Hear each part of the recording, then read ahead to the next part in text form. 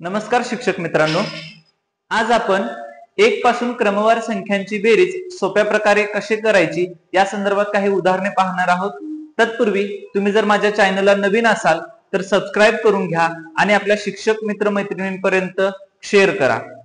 चला तर पाहूयात एक पासून क्रमवार संख्यांची बेरीज कोणत्या प्रकारे करायची। बघा, सुरुवातीला आपण पाहणार आहोत एक पासून नैसर्गिक संख्यांची बेरीज कशा प्रकारे करायची। प्रश्न काय दिलाय बघा, एक पासून 100 पर्यंतच्या नैसर्गिक संख्यांची बेरीज किती, असा प्रश्न आपल्याला दिलेला आहे। तर याचं एक साधं सोपं सूत्र आहे, n गुणिले कंसात n अधिक 1 आणि छेदात 2। याचा अर्थ n म्हणजे इथं आपल्यासाठी असणार आहे एकूण संख्या, n म्हणजे असणार आहे एकूण संख्या। आता सूत्रानुसार बघायला गेलात तर 1 पासून 100 पर्यंत एकूण संख्या या 100 असतील, त्यामुळे n च्या ठिकाणी आपण आता 100 घेतोय, गुणिले कंसात 100 अधिक 1 म्हणजे 101 असेल आणि ह्या सगळ्याला भाग द्यायचा आपल्याला 2 ने। त्यामुळे बघा, बे के बे आणि बे पंचे 10 आणि हे 0, या प्रकारे आपण भाग घालवल्यानंतर 50 गुणिले 101 या दोघांचा गुणाकार केला तर तुम्हाला 1 पासून 100 पर्यंतच्या नैसर्गिक संख्यांची बेरीज मिळून जाईल। बघा गुणाकार किती येतोय, 5 एके 5, 5 शून्य 0, 5 एके 5 आणि हा शेवटचा 0, 5050। म्हणजेच 1 पासून 100 पर्यंतच्या नैसर्गिक संख्यांची बेरीज आपल्याला मिळते 5050। या प्रकारे आपण कोणत्याही नैसर्गिक संख्यांची बेरीज सेकंदात काढू शकतो। आता इथे तुम्हाला प्रश्न बदलून दिला जाईल, 1 पासून 200 पर्यंत, 1 पासून 50 पर्यंत, 1 पासून 300 पर्यंत। इथं फक्त तुमची n ची किंमत बदलेल, n च्या ठिकाणी तुम्हाला घ्यायचं आहे एकूण संख्या। या प्रकारे आपण नैसर्गिक संख्यांची बेरीज काढू शकतो। त्याच्यानंतर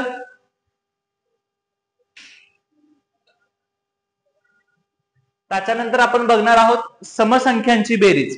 आता समसंख्यांची बेरीज बघताना बघा, 1 पासून 50 पर्यंतच्या समसंख्या आपल्याला विचारलेल्या आहेत, त्यांची बेरीज आपल्याला विचारलेली आहे। तर याचं सूत्र आहे n गुणिले कंसात n अधिक 1।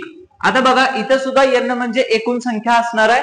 आता मला सांगा, 1 पासून 50 पर्यंत समसंख्या किती असतील, तर जेवढ्या संख्या असणार आहेत त्यापेक्षा निम्म्या समसंख्या असणार आहेत आणि निम्म्या विषम संख्या असणार आहेत। याचा अर्थ इथे एकूण संख्या होतील 50, एकूण 50 आणि त्यापैकी समसंख्या असतील 25। त्यामुळे आता आपल्यासाठी n ची किंमत आहे इथं 25। आता सूत्रानुसार बघा, n गुणिले कंसात n अधिक 1 म्हणजेच 25 गुणिले 26 या दोघांचा गुणाकार जर तुम्ही केलात तर तुम्हाला समसंख्यांची बेरीज मिळून जाईल। तर बघा, 25 सक्क 150 होतील, त्यातले 0 इथं आपण घेतले, 15 हातच्याला गेले, 25 दोन्ही 50, 50 आणि हातच्याचे 15 असे 65 होतील। त्यामुळं समसंख्यांची बेरीज ही एकूण मिळते आपल्याला 650, 1 ते 50 पर्यंतच्या संख्यांची बेरीज। पर्याय क्रमांक सी। या प्रकारे तुम्ही आता 1 ते 100, 1 ते 200, 1 ते 300 असे कोणत्याही संख्या दिल्या असतील तर तुम्ही त्यांची बेरीज काढू शकता। याच्यानंतर आपण बघणार आहोत विषम संख्यांची बेरीज कोणत्या प्रकारे करायची। इथंही बघा, 1 पासून 50 पर्यंत विषम संख्या म्हटलेला आहे, त्यामुळे आता इथे एकूण संख्या 50 असतील, पण त्यापैकी विषम संख्या या फक्त 25 असतील।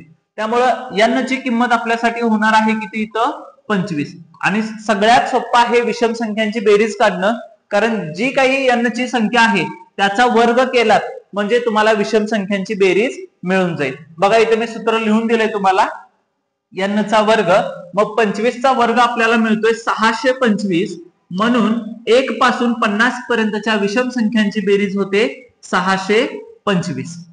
या प्रकारे आपण नैसर्गिक संख्या, समसंख्या आणि विषम संख्या यांची बेरीज काढू शकतो। पण सर्वात महत्वाची अट आहे ती म्हणजे त्या संख्यांची सुरुवात व्हायला पाहिजे 1 पासून, तेव्हाच आपण या सूत्रांचा वापर करू शकतो। अशा प्रकारे आपण समसंख्या, विषम संख्या आणि नैसर्गिक संख्यांची बेरीज सोप्या पद्धतीने कशा प्रकारे काढायचं या संदर्भात काही उदाहरणे पाहिली। जर तुम्हाला व्हिडिओ आवडला असल्यास तुमच्या मित्रमैत्रिणींना शेअर करा आणि लाईक करायला विसरू नका। धन्यवाद.